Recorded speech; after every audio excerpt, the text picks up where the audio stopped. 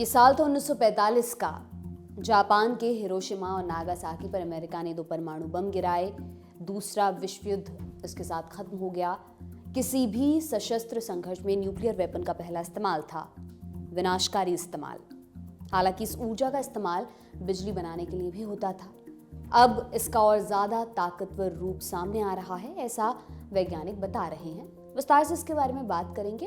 पहले थोड़े basics clear कर लेते हैं, यानी बात करते हैं न्यूक्लियर फ्यूजन पर। थोड़ा थोड़ा कुछ याद आ रहा होगा आपको 10वीं की फिजिक्स का। अगर ऐसा है तो क्या ही कहने, बाकी हम बता रहे हैं। तो न्यूक्लियर फ्यूजन एक तरह का रिएक्शन है जिससे अथाह एनर्जी निकलती है। यही वजह है कि दुनिया भर के वैज्ञानिक न्यूक्लियर फ्यूजन के जरिए एनर्जी को बनाने की कोशिश कर रहे हैं। आसान भाषा में कहें तो वैज्ञानिक वो एनर्जी बनाना चाहते हैं जो सूरज को चमकाती है। आप भी सोच रहे होंगे भैया ललन टॉप, जब कोयले सौर ऊर्जा से बिजली बन सकती है तो इतने तामझाम बोला जरूरत क्या है। एक रोचक फैक्ट से इसे समेटते हैं। जितनी ऊर्जा 40,000 टन कोयले से निकलती है, उतनी ही ऊर्जा सिर्फ 1 किलो न्यूक्लियर फ्यूल से निकल सकती है।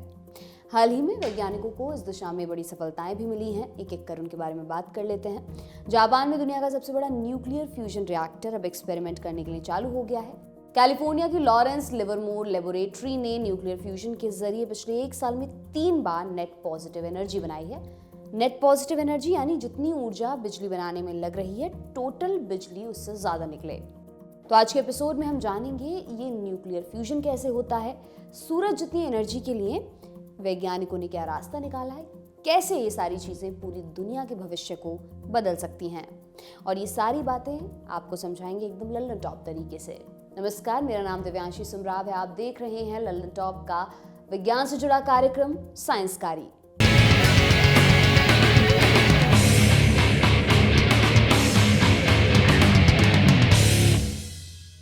सबसे पहले आपको बताते हैं ये एटम क्या है।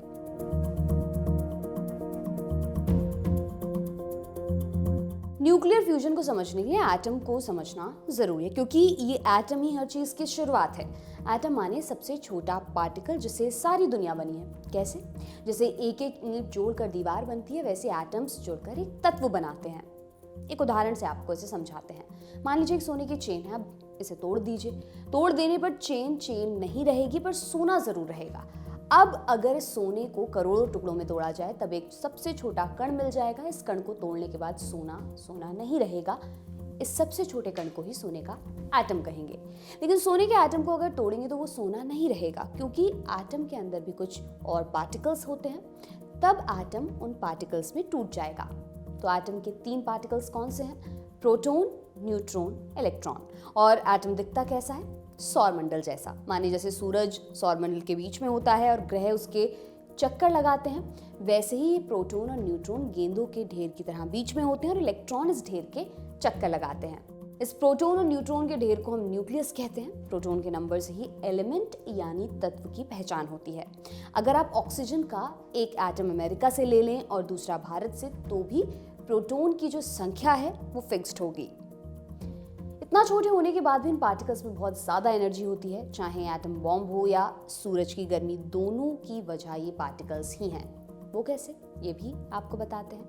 इसकी वजह है न्यूक्लियर प्रोसेसेस। न्यूक्लियर प्रोसेसेस यानी न्यूक्लियस में होने वाले बदलाव। 2 तरह की ये प्रोसेसेस होती हैं। पहली है न्यूक्लियर फ्यूजन। फ्यूजन का आसान भाषा में मतलब है एक दूसरे में जुड़ जाना, यानी 2 छोटे न्यूक्लियस आपस में जुड़ जाएं और एक बड़ा न्यूक्लियस उनसे बन जाए। दूसरी है न्यूक्लियर फिजन। फिजन का मतलब होता है टूटना, यानी एक बड़ा न्यूक्लियस टूटकर 2 न्यूक्लियस में बंट जाए। अब इन दोनों ही प्रोसेस को विस्तार से आपको समझाते हैं। सबसे पहले बात करते हैं न्यूक्लियर फिजन की।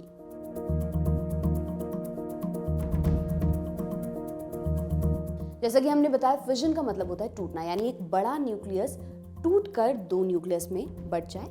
हमने जिस एटम बम का नाम बार बार सुना है वो न्यूक्लियर फिजन से ही बनता है, और न्यूक्लियर एनर्जी से बिजली बनाने की प्रोसेस भी न्यूक्लियर फिजन ही है। अब जैसे दिल टूटने पर कुछ कर जाने की ताकत बहुत ज़्यादा आ जाती है, इसका उपयोग पॉजिटिव या नेगेटिव दोनों तरह से हो सकता है। वैसे ही न्यूक्लियस के टूटने पर भी ऊर्जा निकलती है। इससे बिजली या बम दोनों बनाए जा सकते हैं, विनाश या लाभ। अब ये तो हमने आपको बता दी एक जनरल बात। थोड़ा डिटेल्स पर आ जाते हैं। न्यूक्लियर फिजन में कुछ रेडियो एक्टिव तत्वों का इस्तेमाल किया जाता है। रेडियो एक्टिव यानी वो एलिमेंट्स जिनसे घातक रेडिएशन निकलता है। उदाहरण के तौर पर यूरेनियम एक ऐसा एलिमेंट है जिसका न्यूक्लियस बहुत भारी होता है, यानी इसमें बहुत सारे प्रोटॉन और न्यूट्रॉन होते हैं, जिसकी वजह से न्यूक्लियस अनस्टेबल हो जाता है। दूसरे शब्दों में वजन ज़्यादा होने से अस्थिर हो जाता है और टूटने लगता है। लेकिन एनर्जी बनाने के लिए इसको ज़बरदस्ती तोड़ना होता है। इसके लिए एक अतिरिक्त न्यूट्रॉन का इस्तेमाल किया जाता है। जैसे यूरेनियम के एटम को जब एक न्यूट्रॉन से बॉम्बार्ड करवाते हैं, तब यूरेनियम का एटम क्रिप्टॉन और बेरियम नाम के 2 एलिमेंट्स में टूट जाता है और साथ में 3 एक्स्ट्रा न्यूट्रॉन्स और निकलते हैं। ये 3 न्यूट्रॉन्स अगले 3 यूरेनियम के एटम को बॉम्बार्ड करते हैं। ऐसे बन जाती है एक चेन रिएक्शन। इसे न्यूक्लियर फिजन चेन रिएक्शन कहते हैं और इस प्रोसेस से निकलती है ढेर सारी ऊर्जा, एनर्जी। हमने पहले बताया कि ये एनर्जी पॉजिटिव और नेगेटिव दोनों तरह की हो सकती है। अगर इस प्रोसेस को शुरू करके अपने हाल पर छोड़ दिया जाए तो ये एटम बॉम्ब की तरह तबाही मचाएगी, लेकिन बिजली बनाते समय इस प्रोसेस को कंट्रोल में किया जाता है, एक दिशा दी जाती है रिएक्शन को, तब मिलता है एक पॉजिटिव परिणाम। अब बात कर लेते हैं न्यूक्लियर फ्यूजन की।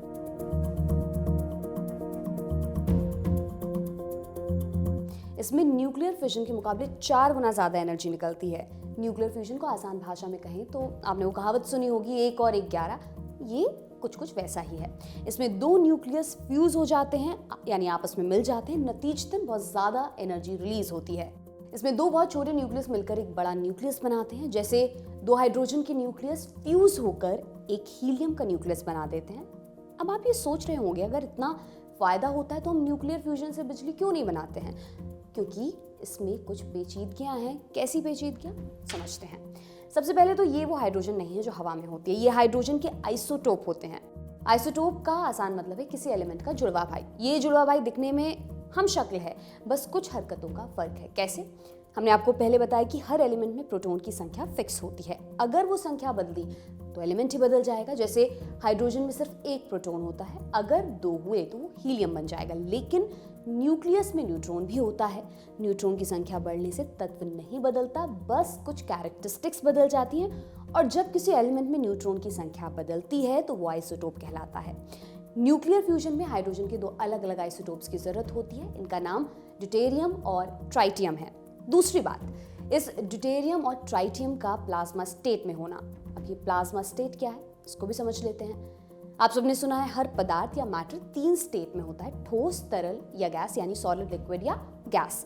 प्लाज्मा चौथा स्टेट है। इन तीनों स्टेट से बिल्कुल अलग। कैसे अलग है ये भी जानते हैं। हमने आपको शुरुआत में बताया था एटम कैसा होता है, पर प्लाज्मा में कुछ इलेक्ट्रॉन्स हर एटम से अलग होकर इंडिपेंडेंट हो जाते हैं। बहुत तापमान पर ही पॉसिबल है। न्यूक्लियर फ्यूजन करने के लिए हाइड्रोजन को प्लाज्मा स्टेट में कन्वर्ट करना पड़ता है। तीसरी, न्यूक्लियर रिएक्टर के अंदर 10 करोड़ डिग्री सेल्सियस का तापमान होना चाहिए। जब ये सारी कंडीशंस पूरी हो जाती है तब एक ड्यूटेरियम और एक ट्राइटियम बहुत करीब आकर टकराते हैं और बहुत ज़्यादा गतिज ऊर्जा यानी कि काइनेटिक एनर्जी की वजह से ये एटम फ्यूज हो जाते हैं। रिजल्ट में एक हीलियम का एटम बनता है और एक न्यूट्रॉन निकलता है और साथ में निकलती है अथाह एनर्जी। जी हाँ, वही एनर्जी जिससे सूरज चमकता है। लेकिन ये कंडीशंस ही समस्याओं की वजह भी हैं। समस्याओं को भी समझते हैं।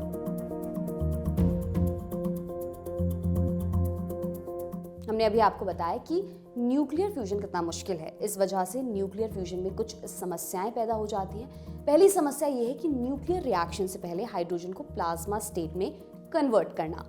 दूसरी, देर तक 10 करोड़ डिग्री सेल्सियस टेम्परेचर बरकरार रखना। तीसरी, नेट पॉजिटिव एनर्जी। सिंपल भाषा में कहें तो न्यूक्लियर फ्यूजन की सारी कंडीशंस को पूरा करने में जो एनर्जी खर्च हो रही है उससे ज़्यादा एनर्जी न्यूक्लियर फ्यूजन से निकले। अब बात करते हैं वैज्ञानिकों ने इसका क्या हल निकाला है।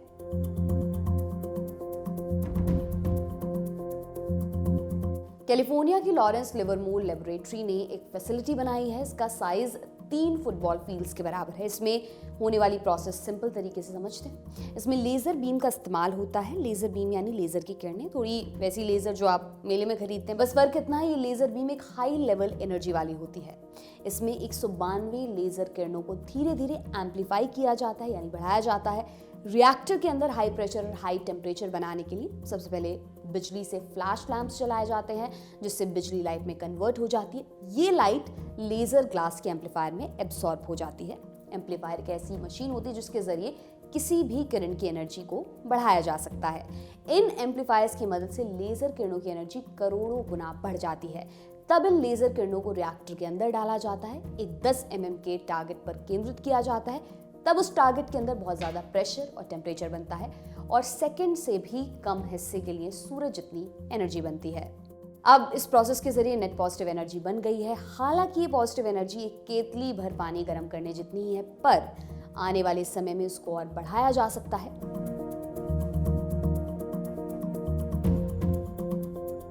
अब जानना भी जरूरी है, इतनी जटिल तकनीक की आखिर जरूरत क्या है। एक फायदा हमने आपको शुरुआत में बताया था कि 1 किलो न्यूक्लियर फ्यूल से बनी एनर्जी 40,000 टन कोयले के बराबर है। इसके अलावा और क्या क्या फायदे हैं वो भी जानिए। सबसे पहले इसके जरिए हम बना सकते हैं क्लीन एनर्जी। प्रदूषण और उसकी वजह से निकलने वाली कार्बन डाइऑक्साइड से दुनिया खतरे में है। पहल हो रही है कि देशों को रिन्यूएबल एनर्जी की तरफ बढ़ाया जाए, जिससे कार्बन एमिशन कम से कम हो। उसमें न्यूक्लियर फ्यूजन बहुत कारगर साबित हो सकता है। दूसरा बड़ा फायदा यह है कि ये कभी ना खत्म होने वाली एनर्जी है, क्योंकि इसका रॉ मटेरियल हाइड्रोजन है जो आसानी से मिल जाता है। तीसरी बात, आज दुनिया में उन देशों की मनमानी चलती है जिनका तेल और कोयले पर कंट्रोल है, क्योंकि आज ज्यादातर एनर्जी सिर्फ तेल और कोयले से बनती है। अगर ये तकनीक सफल हो जाती है तो आने वाले समय में ऊर्जा जैसी मूलभूत चीज के लिए किसी देश पर निर्भर नहीं होना पड़ेगा। आज के साइंसकारी के एपिसोड में इतना ही। इसे आपके लिए लिखा है हमारे साथी आकाश ने। देखते रहिए दी लंदन टॉप। बहुत बहुत शुक्रिया।